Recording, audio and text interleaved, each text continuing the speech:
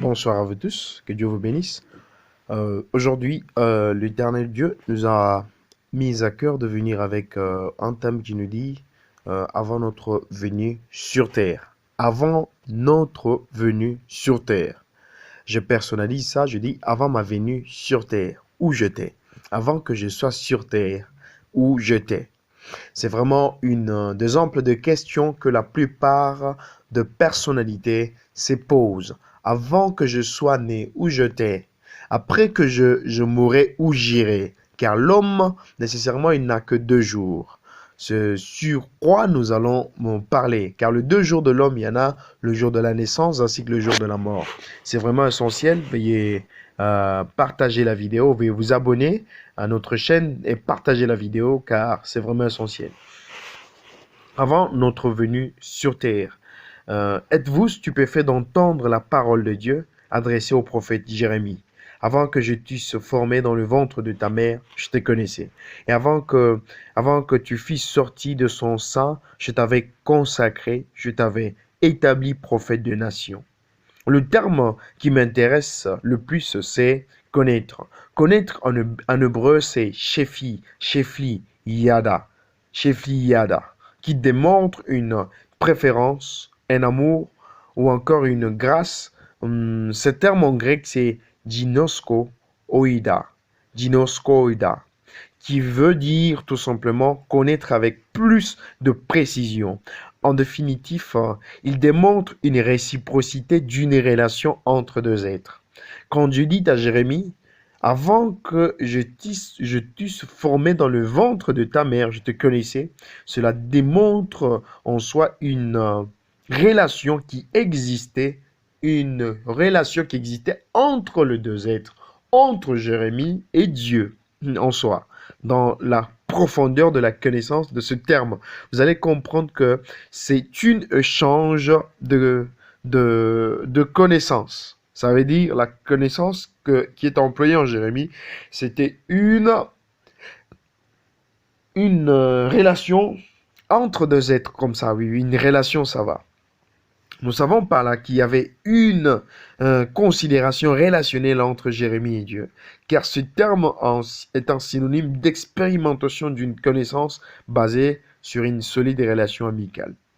La Bible dit encore que ces personnages héros de notre Bible, ils étaient des personnes de la même nature que nous, qui veut dire que Jérémie n'était pas un ange pour expérimenter une relation avec Dieu avant sa venue sur terre.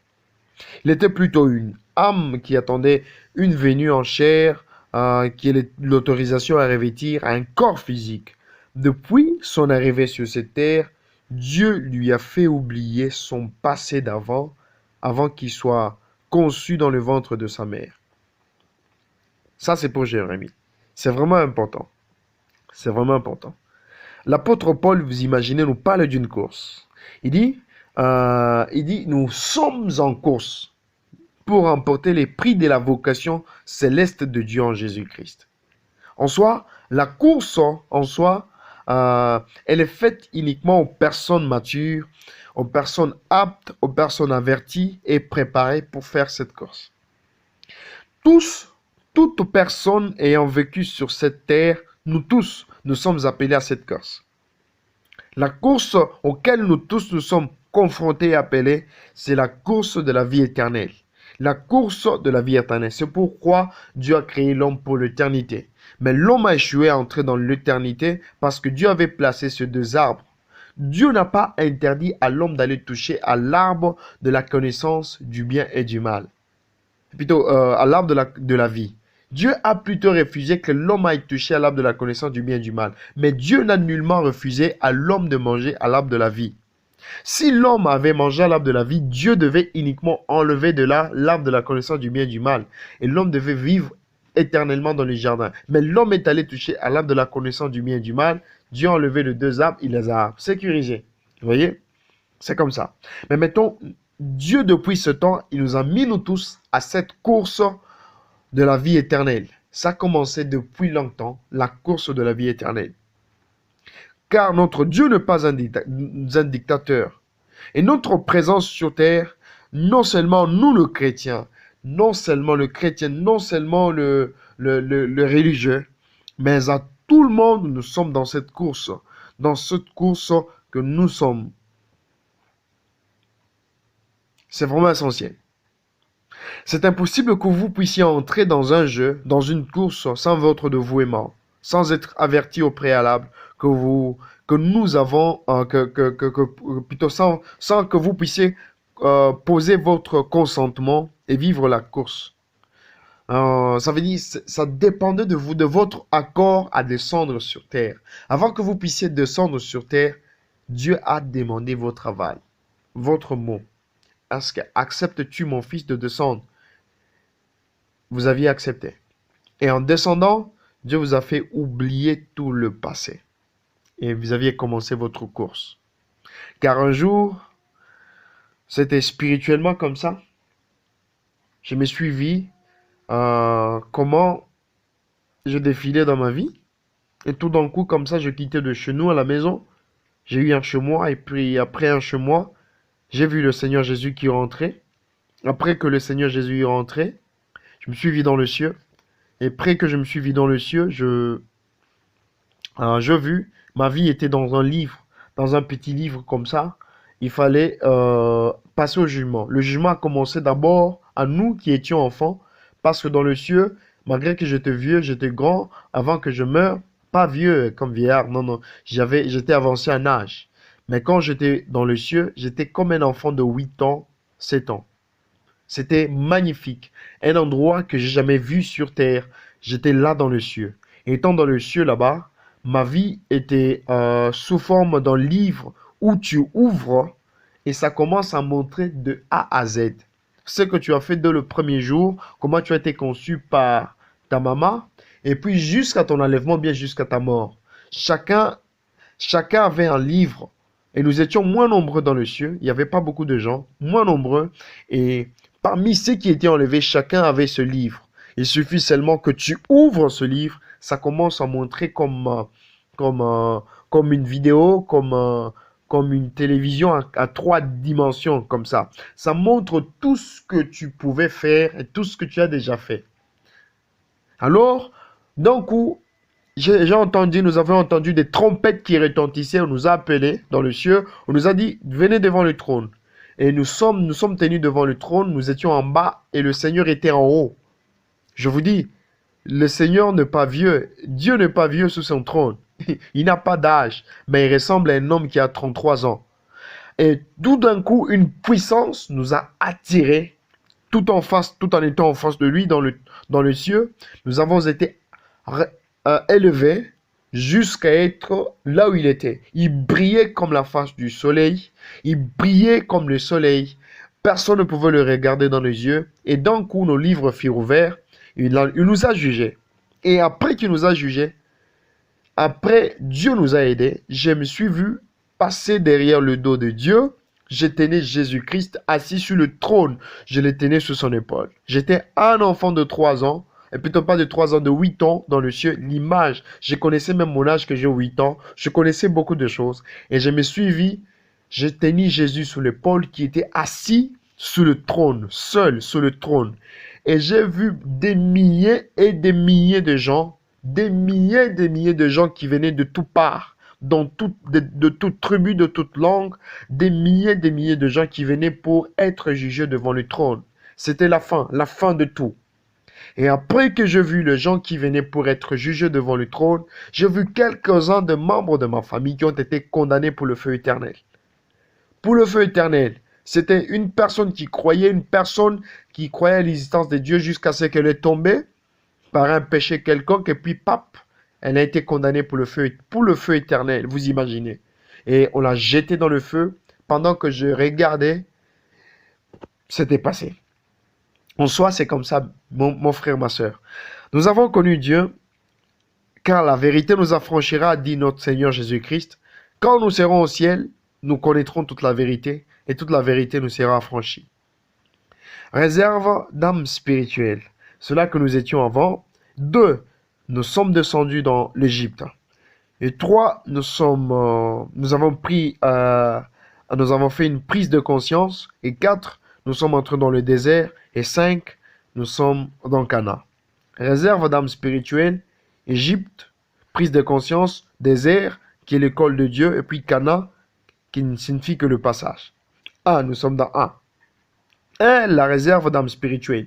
Ici, il y a une importante révélation sur l'homme. Avant sa venue sur terre, nous étions ensemble avec Dieu qui nous connaissait nous tous.